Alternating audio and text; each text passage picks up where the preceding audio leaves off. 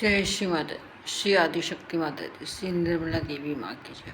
सहयोग आज का महायोग है। इस कलयुग में हम श्री आदिशक्ति श्री निर्मला माता की पूजा करते हैं, जो आदिशक्ति हैं, धन्वंतरी हैं, गुरु हैं और हमारी हर तरह से समस्या का समाधान श्री आदिशक्ति श्री निर्मला माता ही करती हैं। इनकी पूजा से, इनके ध्यान से, इनकी प्रार्थना करने से ही हमारी सारी समस्याओं का समाधान होता है। हमारे शरीर के अंदर 3 नाड़ियाँ हैं, बाईं नाड़ी, दाईं नाड़ी और मध्य नाड़ी। बाईं नाड़ी और मध्य नाड़ी और दाईं नाड़ी पे हमारी तीनों नाड़ियों पे हमारे 7 चक्र हैं। 7 चक्र जो हैं, जो हम ज़मीन में बैठते हैं, जो हिस्सा हमारा ज़मीन में लगता है हमारे शरीर का, वो हिस्सा हमारा मूलाधार चक्र है। पेट और जांघ का जो जोड़ है वो हमारा स्वादिष्ठान चक्र है। नाभि हमारा नाभि चक्र है। हृदय हमारा हृदय चक्र है और बीच में गला जो है वो हमारा विशुद्धि चक्र है। आज्ञा चक्र माथा हमारा आज्ञा चक्र है। सहस्त्रार्थ हमारा तालु भाग जो है वो हमारा सहस्त्रार्थ है। इस प्रकार से हमारे ये 7 चक्र हैं। ये सातों चक्र हमारी तीनों नाड़ियों पर हैं। तीनों नाड़ियों के खराब होने से भी हमें कई प्रकार की बीमारियां पैदा होती हैं और चक्रों के खराब होने से भी हमें कई प्रकार की बीमारियां पैदा होती हैं। तो हमें श्री आदिशक्ति श्री निर्मला माता जी ने हमको इन्हीं बीमारियों को दूर करने के लिए अलग अलग चक्रों का अलग अलग क्रिया बताई है। नाड़ियों को शुद्ध करने की भी हमको उन्होंने अलग अलग क्रियाएं बताई हैं। हमारे जो नाड़ी हमारी ख़राब है उस नाड़ी को शुद्ध करने का तरीका बताया। जो चक्र हमारा ख़राब है, जिसकी वजह से हमें कोई भी बीमारी हो रही है, उस चक्र को शुद्ध करने का उन्होंने तरीका आदिशक्ति श्री निर्मला माता ने ही बताया है। जब हम श्री आदिशक्ति श्री माता जी के सामने दीपक जलाकर दोनों हाथ को खोलकर बैठते हैं, तब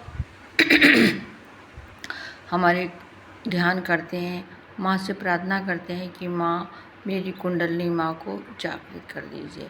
हमारी कुंडली जो है हमारी रीढ़ की हड्डी के नीचे त्रिकोणाकार में 3 सर्कल में 3 गोल में बैठी हुई है, इसलिए उसको कुंडली कहते हैं। ये कुंडली माँ जो है हमारे सब जन्मों के बारे में जानती हैं, हमारी सब क्रियाओं के बारे में जानती हैं।